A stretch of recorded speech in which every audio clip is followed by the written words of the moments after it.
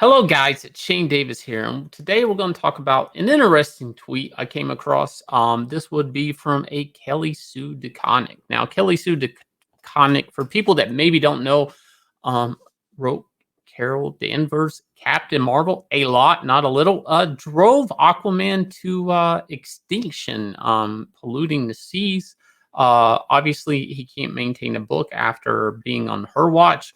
And she did a little book called Sex Criminals with her husband and, Bitch Planet. Let's not forget about Bitch Planet. But anyway, so there was an interesting tweet here I wanted to go over. And a lot of this is coming off a tweet by Rick Remender, but I kind of want to focus mainly on Kelly here. I've seen a couple of YouTubers go over this. And as I think they both the videos I saw had valid points, I want to talk about the IP farm thing specifically. A lot of people just say, "Hey, this is a crazy SJW tweet." Maybe it is. It absolutely is. But I want to talk a little bit about why it's crazy, and it actually makes sense. It's kind of like it's interesting if you understand, like you can kind of understand the perspective of crazy. And once you understand it, it's kind of like I don't know, it's the key code. It unlocks once you know that one key word or that one key, the code key for the numbers being letters, then everything you can translate everything and, all secrets are there in front of you. So, Kelly here, she basically starts referring to chickens and eggs, and you guys can go look this up. But she's basically saying like that, comics are valuable because we're intellectual properties, that if comics, despite their sales being down at an all-time low, that everybody in Hollywood, and it basically sums up right here but I do think that if the corporations that acquire comic publishers thought of us more as a research indeed than as an IP packages, everyone would be better off.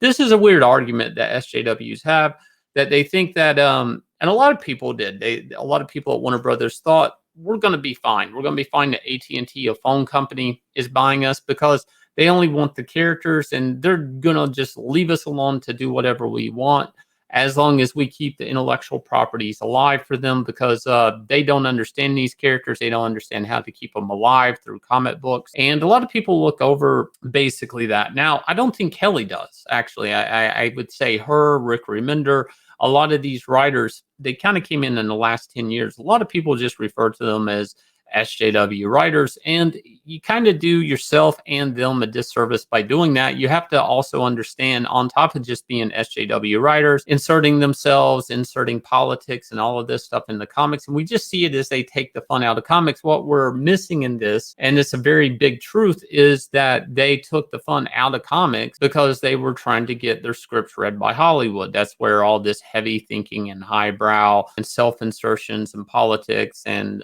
social agendas get inserted, because that's how they would handle, being a proactive Hollywood scripting people. So this reminds me of the story when I worked with Legendary Comics. I came across this guy working at Legendary, and his job, which he was miserable at his job. He hated his job, did it for years, and then finally got to write a comic book for him. He described it to me as going through all the scripts that people at Legendary needed to read. Now, of course, these are all, I was like, wait, they don't have agents? I know they have agents and this and that, but still, it's a pile of scripts that just somebody has to read to say this one's worth reading, or basically making cliff notes of said script. So in comics, my tenure in comics, I've came across tons of people that said, I'm glad I'm finally writing in comics because now somebody actually reads what I write. And I'm like, well, they watch this TV show, and it's like, dude, you have no idea how many scripts I've had in production or something that never came to the light of day. And I've written for years and nobody ever got to enjoy any of my stories because they were always in post-production, or they never got made.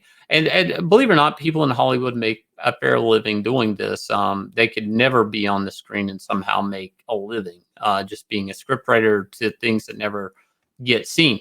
So there's this idea that a lot of people from Hollywood, if they get into comics, at least people read their scripts. So I want to throw this out there, and I've seen people talk about this, but as far as Kelly Sue's concerned, she doesn't really care what comic books sell, obviously. I think the last 10 years show that she hasn't really, a lot of these guys don't care if their comics sell. okay, because they wanted their shit to be read, and they wanted to get into Hollywood. Now, comics for years, I think comics have been littered about 10, 15 years of a lot of talking head pages, a lot of heavy thoughts and relationship stuff, and inner turmoils, and a lot of the action and adventure of comics that a lot of people love about the comic industry. The bright costumes, double page spreads, the giant splash pages of characters punching one another. A lot of people have really came in from Tinseltown trying to get a Hollywood gig by going through the comic book industry. And a lot of this happened with the Tobey Maguire Spider-Man stuff. A lot of people really from Hollywood started to look at the comic book medium and think it's just a way to get their scripts read. So first, you have to think a script could be like a big stack of paper. Who's going to sit down and read it? Nobody. Maybe they'll get to it one day when there's something else not to read, or they you know, they're. I mean, nobody's reading your scripts before they go to bed. So, but if it happened to be a comic, maybe it's not such a chore to read, right? Maybe you just start thumbing through it, and all of a sudden you see a panel, and then all of a sudden you read the word balloon, and then you can just thumb through a comic and get a general sense of like what it is and where's it going and what's all the adventure. What's interesting to me about this tweet is at a point where the comic industry was infected with a lot of people trying to get into Hollywood and hijacking the comic book medium. Nobody's begging to nobody's saying proactive stuff. How do we sell more comics? How do we do whatever? How do we get more people's hands? Nobody's talking about that. Nobody's saying like what would be more interesting in my comics. Nobody's self-criticizing. Instead, they're very happy if the studios that bought the comic book publishers were just happy enough to let people sit around and draw their scripts so they can thumb through the scripts easier and quicker, and they want this is kind of like a negotiation tactic. Like, let's just quit looking at sales in general, guys, and let's just have a lot of artists draw our scripts, and you decide if they're worth going into any type of production. And what I think is the most alarming part of this is Matt Fraction and Kelly Sue actually have a production company called Milkfed or something like that Productions, when they optioned a bunch of their image books to different shows and whatnot, different studios. So, you know, this was a destination that they wanted to go in as far as their careers go. Now, you know, comics is in big trouble. It's owned by two big, conglomerate type corporations that are, the biggest beast in Hollywood. And this is exactly where these people wanted to be. They wanted to be in the writer's room. They wanted agents. They wanted people looking at them for a Hollywood gig. So, at this point in time, this isn't the end of the day for them. This is not the end of a medium that they love. This is probably never a medium they love. They actually, if anything, the comic industry being crippled by their horrible books and lack of selling comics is getting them closer to a position where it's like, well, screw all that, screw the retailers, screw making people happy with comics. Like, I just need people to draw my scripts. So you can look through it and see if you want it into if Netflix wants to pick it up, if you want it on HBO.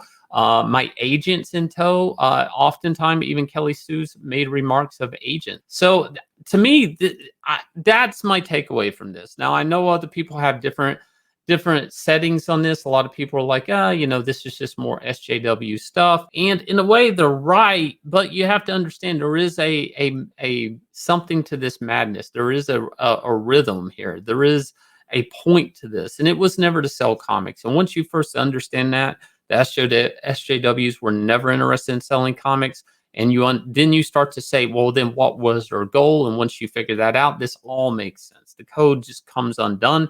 And research and development. It's a Freudian slip. This is exactly how they saw every book that they've ever sold you, which is kind of sad that you're paying for research and development. But that's it for the video, guys. If you will, look down below, hit subscribe, share the video if you will, leave me a comment.